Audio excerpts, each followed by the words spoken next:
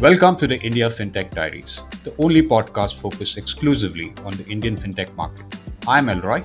And I'm Hemant. In each episode, we dive into the latest trends, ideas, innovations, business models, and personalities that are shaping India's fintech landscape.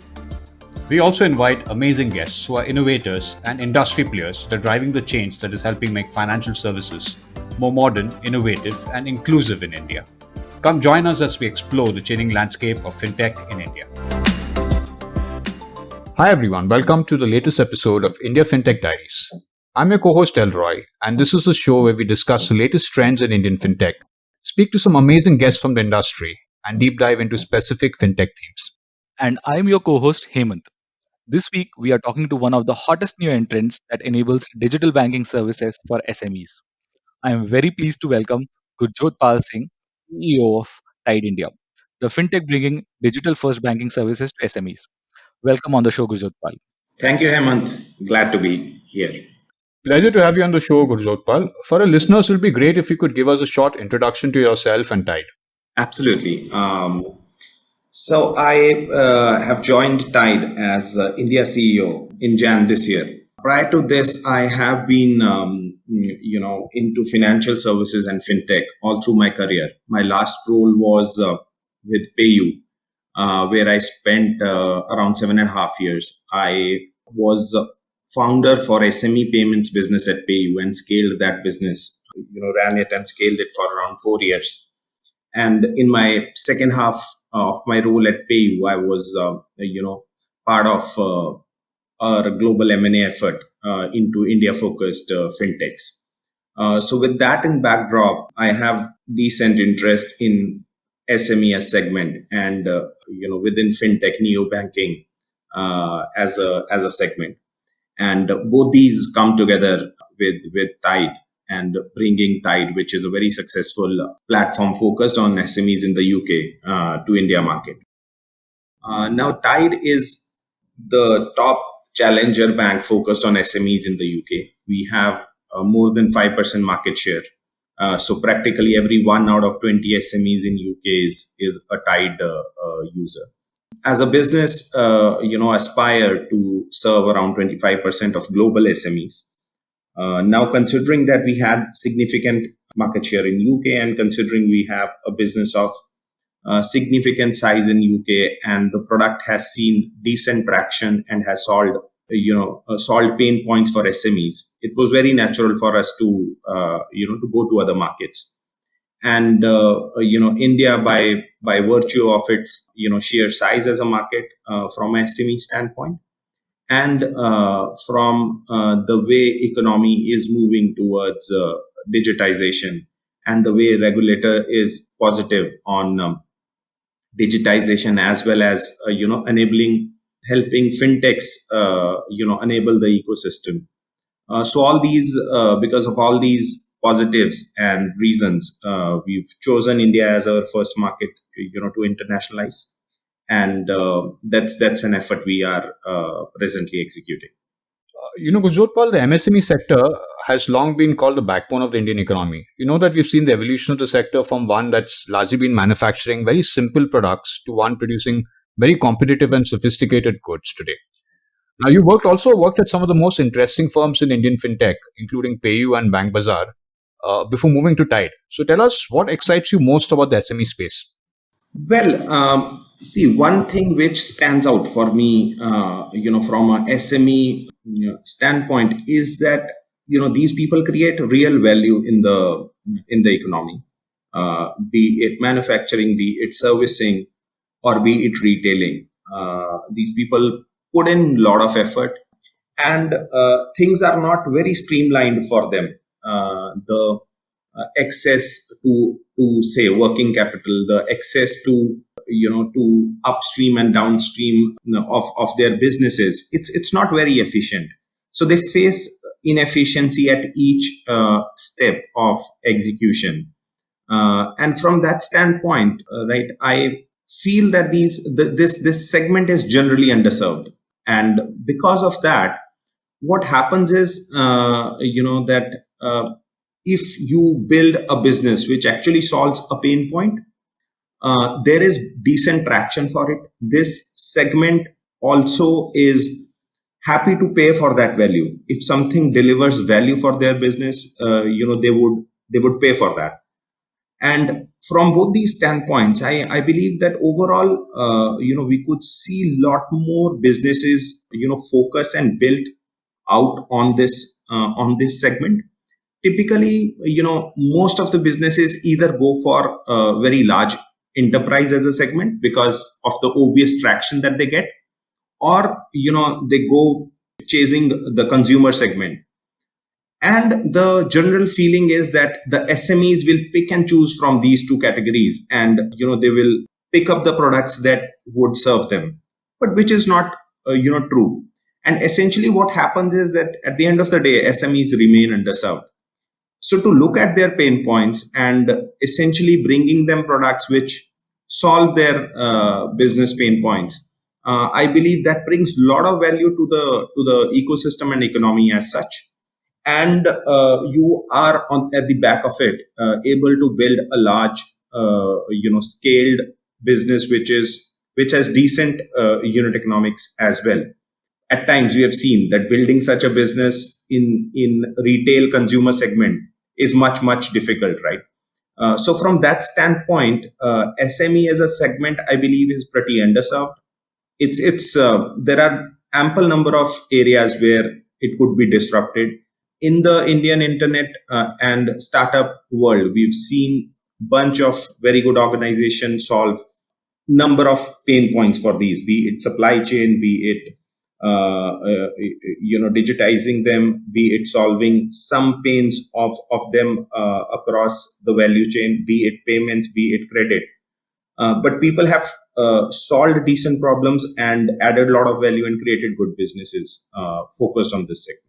Understood, Gurjotpal. In fact, I completely agree with you, and I am also very bullish and very long on this particular trend. And generally, when I look at a trend and I want to evaluate whether I'm very interested and keen on it, there are three questions, right? One is the market attractive, the second is why now, and the third is what are the second order impacts of the trend which is happening. And from that point of view, if you see the market attractiveness and need of it, you've just covered. The second part is why now.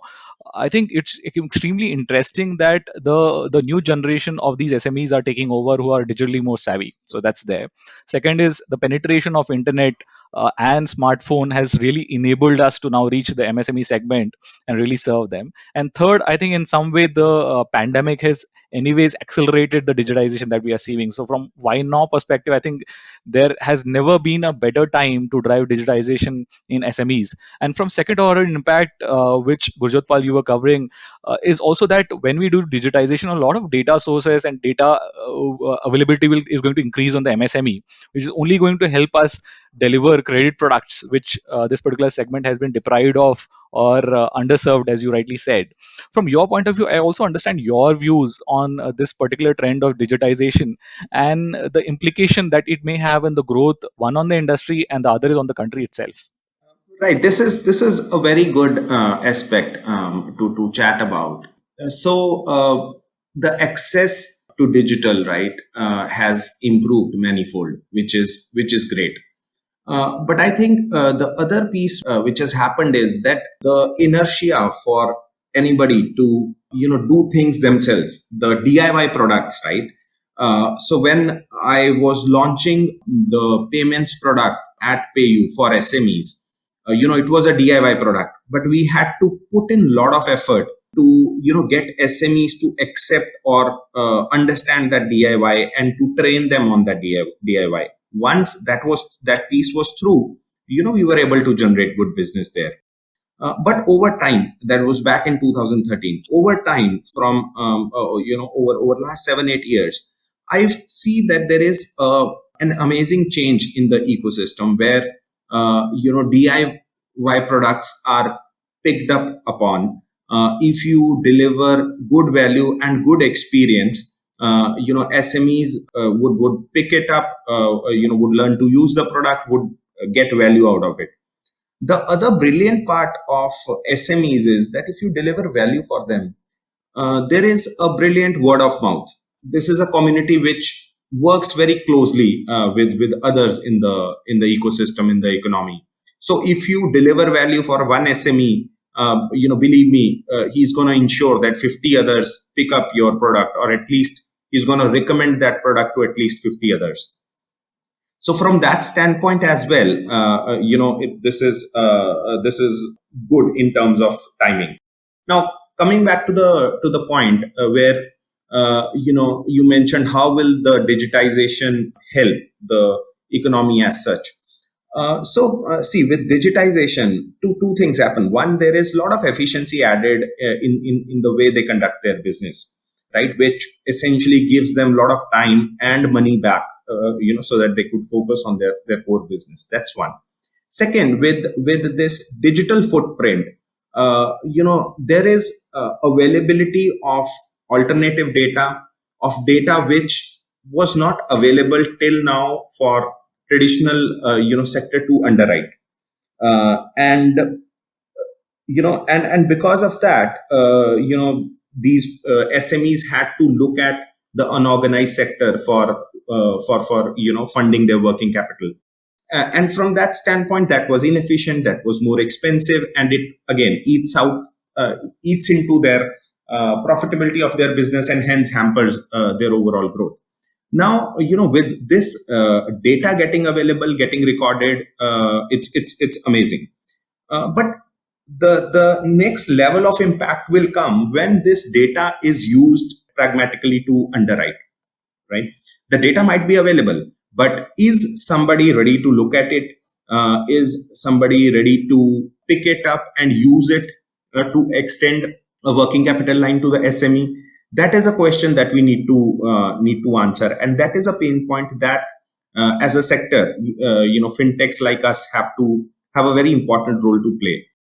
If you just abstract out and look at this, if you look at how in the unorganized sector, how somebody, a money lender, underwrites, a really micro SME, he would have his own heuristic. He would have his own ways of looking at that SME, looking at his business model, and then figuring out how much he could lend him and for what period.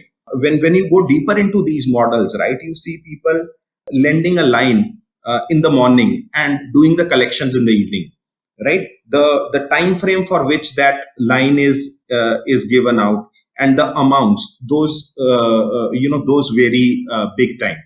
And from that standpoint, I think the unorganized sector brings in the right product for the SME at the right time, and that's why the SME takes it. It might be expensive. Now the challenge is, how do you bring in similar products for SMEs? How do you use that alternative data, make sense of it, and then how do you give similar kind of lines at a cost which is more affordable for the SME? Overall, so it's win-win for both. The SME is able to do more in terms of business and profitability, and fintechs will be able to build out robust businesses. So the real competition here would be, to replace the unorganized lending, which the SMEs have to resort to in the absence of efficient credit option. In absence of that. Gurjodhpal, that's some excellent insights. Let's also maybe switch focus a little and look at the effects of the pandemic on the SME sector. Ever since the pandemic started last year, the impact has been substantial because in many cases, especially in manufacturing, firms couldn't run their factories for pretty much the entire duration of the lockdown. And now the second wave has also quite badly crippled them. Now, the government of India also had put out some projections before the pandemic, stating that the SME sector would probably be responsible for 50% of GDP by 2024 and constitute 60% of exports and provide an additional 40 million jobs. Obviously, some of these predictions will not come true given the impact. In your estimation, how badly do you think SMEs have been affected by the pandemic? My sense is, that they have been one of the worst hit segments. Overall, if you look at the data which is coming out in terms of how many of them had to downsize, so it's close to 70%, right? There were reports in 2020 itself that close to 40% of them had to shut shop.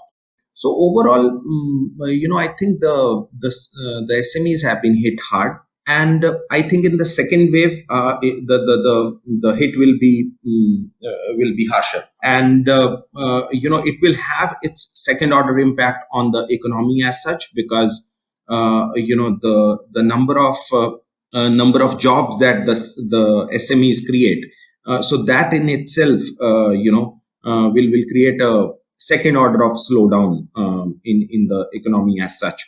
So it is very critical, very important for the economy as such, that the SMEs bounce back from this double hit, if I may say, and come out strong once the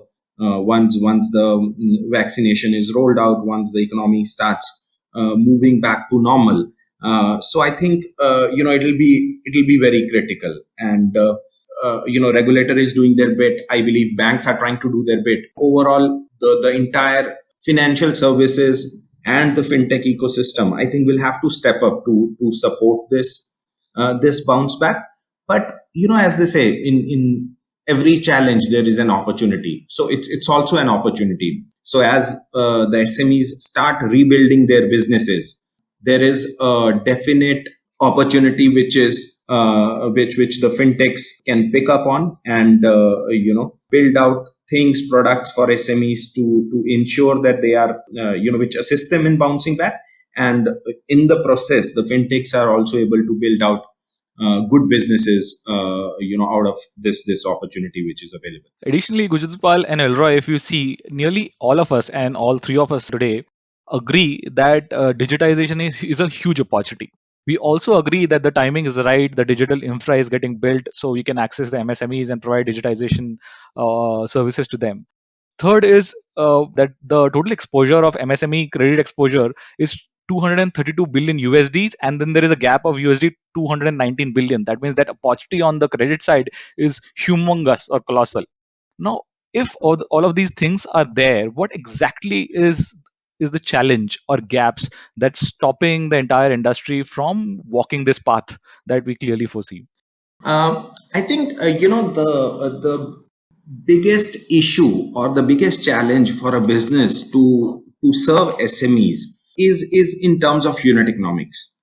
For businesses to do well, for SME focused businesses to do well, the unit economics have to work out.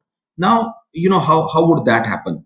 The ticket sizes are not as good as businesses which focus on enterprises, and the numbers are not as high as the businesses which focus on consumers. So the business who is focusing on SMEs, they need to get their unit economics right. That is very important. If you spend too much in serving a SME, your business would not look positive, and you would not be able to scale. Now that is a challenge. You need to do the business at scale in a way that your unit economics work. Now that is where I feel that the opportunity is amazing for fintechs, because the way fintechs bring in technology, right? They could deliver these services at an efficient cost. That's one. Second, fintechs typically focus on solving problems use case by use case, which is not so straightforward for a traditional bank or traditional financial services firm.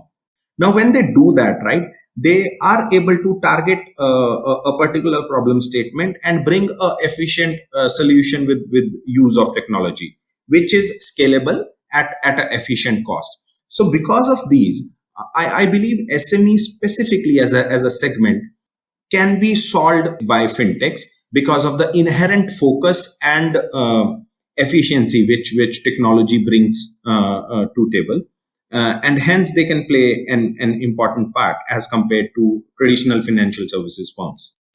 I think this is an excellent time to introduce Tide into the picture. Tell us a little bit about the Tide origin story, high level business model, and what's the secret ingredient that led you guys to actually be so successful in the UK? Excellent. So, Tide as an organization was founded in 2015, and we launched our full scale product somewhere in 2017. and we are a business financial services platform, and we help SMEs save time and money while they are running their businesses. So we bring in business accounts, but along with that we bring in all the related banking and financial services, and all the solutions which a SME would need on one platform.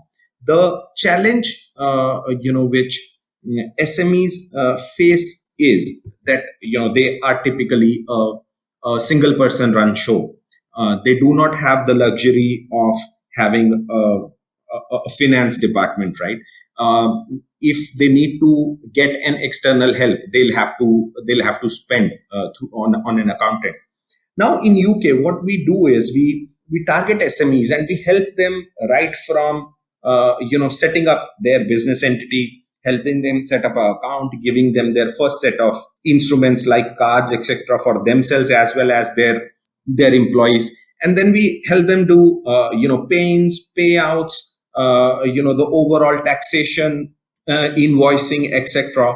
Along with this, we bring to them credit for their working capital, and lastly we bring to them financial services, of which a very important part is helping them collect their outstanding payments. So when we do all this for them, so essentially the platform takes care of their financial and admin needs as such.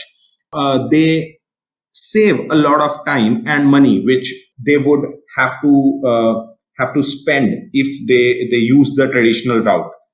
Now just on the Tide platform, they could set up their business, they could register their business, they could start taxation for their business, they could issue spend cards to their fleet, they could send out invoices, they could send out reminders, and they could get access to credits all on one platform. So this is what has made Tide the preferred platform for SMEs in the UK. Now, what has helped us deliver this? I believe what has helped us deliver this is our sheer focus on SMEs as a segment. The nearest competitor as a challenger bank that we have, and others as well, they are not just focusing on SMEs. SMEs is one of the categories which they bring out products to. And as I said earlier, right, when you are doing consumers, large enterprises, and SMEs, typically it is the SME which gets ignored in this entire effort. So our focus on SMEs, I believe, has helped us deliver the kind of value which we bring, which we bring to SMEs.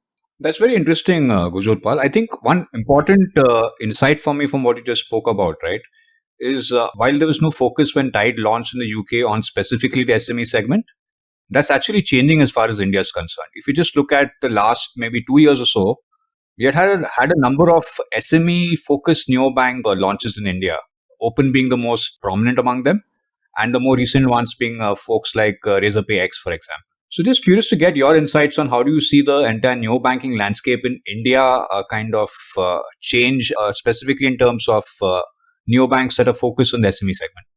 Yes, there is a really good traction overall on the neobanking space, and that too focused on SMEs.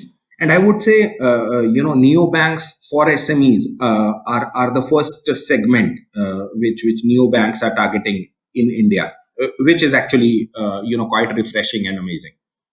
Now, having said that, of course, Open and Razorpay X are two products which are out there in the market and are solving problems for SMEs. From our standpoint, right, I see, I view India as a very large market, and my sense is that it is never going to be a winner takes it all kind of a market, and more so on the SME new banking space. So I believe there is space for multiple players to do some really good work. I believe all of us would be focusing on certain set of problems which our products deliver on, which our technology delivers on. So from that standpoint, I believe we all will thrive in the ecosystem. My view is that in India, not just the SME focused neobanks, but there are other players as well who are solving some pain point for SMEs, and they've started solving some part of the overall platform for SME problem at scale. The likes of Khata Book and OK Credit have done a lot of work on on ledger, on invoicing, that part of the financial platform. I would say there are firms like ClearTax which have done bunch of things on taxation side, bunch of others as well. There are people who have solved for upstream and downstream supply chain or markets, I would say. Now, when you look at all these players, of course, everybody will try to do some broad-based kind of product, right? So, for example, Razorpay X is trying to solve, the banking problem, with a focus on the merchants or the segment they are serving right now with their acquiring service, right? Which is again a niche and will have a set of requirements, vis-a-vis a OK Credit or a Khata Book, which is actually solving for a micro SME who has a outlet, right? So when I say that everybody has aspiration to broad base the product, but with that I believe there is a lot of opportunity of collaboration in the ecosystem, and fintech ecosystem as such, one, and even the overall financial services ecosystem. I see this as one sector which is very open, and people do collaborate on various pieces. And as we build out our product, and as we interact with stakeholders in the ecosystem, I feel the same. So there will be a lot of collaboration and collaborative product work which we will do with fintechs in the ecosystem, and with, of course, with other with other players like banks, schemes, NBFCs, even NPCI. So of course there as well. But along with that, I see us collaborating with a lot of fintechs as well. Amazing, amazing. Gurjotpal, I really love the way you are looking at the market as a matrix, where the MSME part itself, and we let's put them on the rows, are distributed between extremely micro SMEs, which may want to access everything on mobile phones and should be very, very simple, to moving on to maybe very, very large MSMEs, which are using something like SAP1 for the ERP. And on the column side, then you have distributed into saying accounting services, payment services, credit, lending services, different taxation services, all that on that side. So it creates a very uh, big matrix with different pockets that can be selected by different players who are playing in the market and play in that niche, and the niches are itself are large enough to create very large businesses. But the other thing is, Gujotpal, that whenever we talk about fintech, we cannot not talk about regulations. So if I see at the UK play that you have, the regulations for neo banking or challenger banking are very evolved in the UK market, and the Indian market is, as usual, a little different. So can you help us understand how the India setup, or the way you will set up India and the way it will play, is different from the UK play that you have? The way we see regulation, there are, though both economies are very different, and there are different approaches, but at from our business standpoint, the way we have built out platform in the UK, we believe we would be able to do it in a similar fashion, right?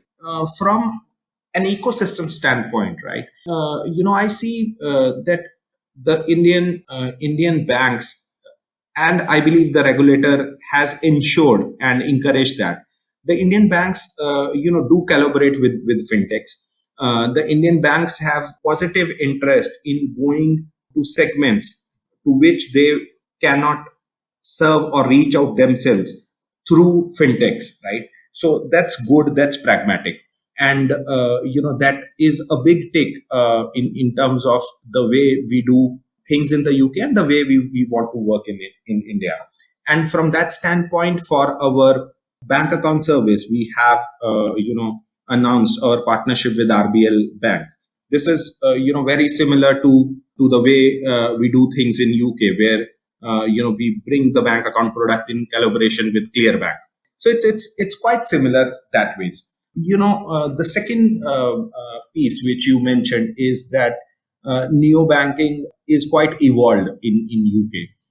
Yes, definitely the neo banking from a regulation standpoint is quite evolved in UK as well as Europe. And but I see that regulator in India is moving in the positive direction. I believe that India does not have to copy Europe or UK. India will figure out its own way, which India has done in so many internet business models, which India has done in financial services specifically. And I believe we have a very pragmatic regulator who have made the right changes at the right time to ensure that the reach of financial services is immense. Now, if you look at what changes regulator has made in the recent past, right? So enabling video KYC last year was an excellent step. And if you see this year, they have followed it up by including proprietors into the scheme of things of video KYC. They started with individual last year, and now they have already included proprietorships, right? So a very very positive move. Similarly, if you see the recent announcement that has been on the PPIs, you see that they have tried to empower the non-banks in this entire scheme. And I believe that the regulator has this firm belief that that fintechs and non-banks will play a very important role in the economy to take financial services to the segments and to the areas where the traditional setup has not reached at the scale at which they would have expected to. So from that standpoint, I believe we are in a very good space. And over next couple of years, I see things moving north every quarter.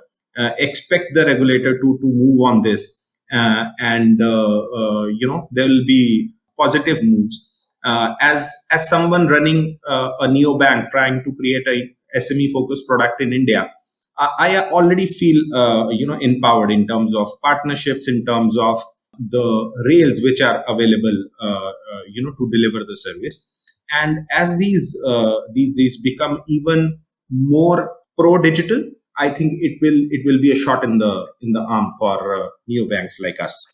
On that hopeful note, I and Elroy were so excited about having this discussion with you that we forgot to congratulate you on your announcement on partnership with RBL, and I think an excellent partner that you have in this journey with you.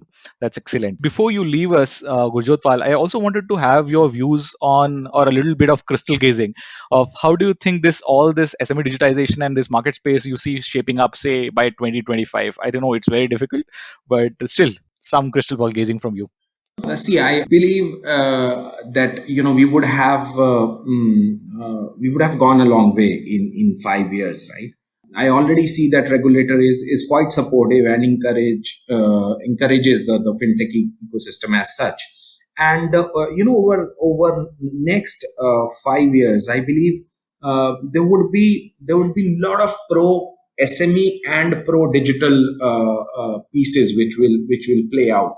The kind of investment which is being made by the government in ensuring the overall digital infra, that's amazing. And that will enable both SMEs as well as fintech as segments. And we are at the overlap of both.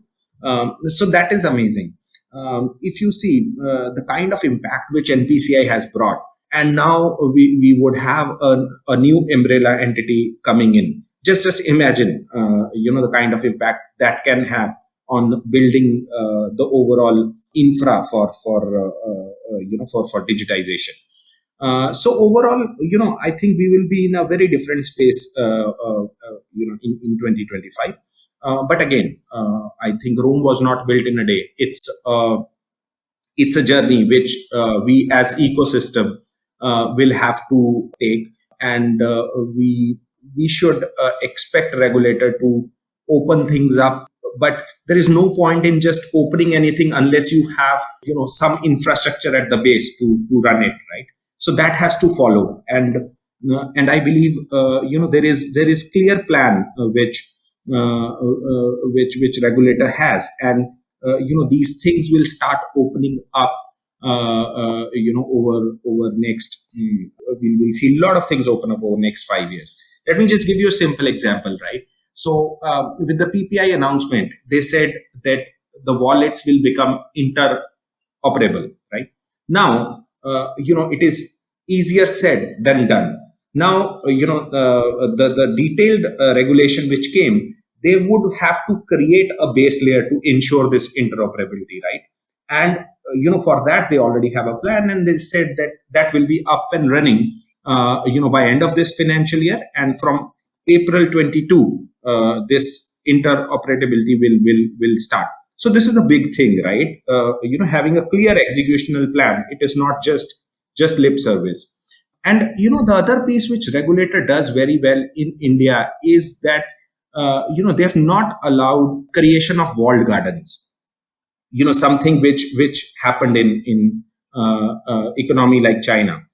So that is very good. It encourages competition. It encourages digital players to do innovative stuff, and it ensures there is space for everybody.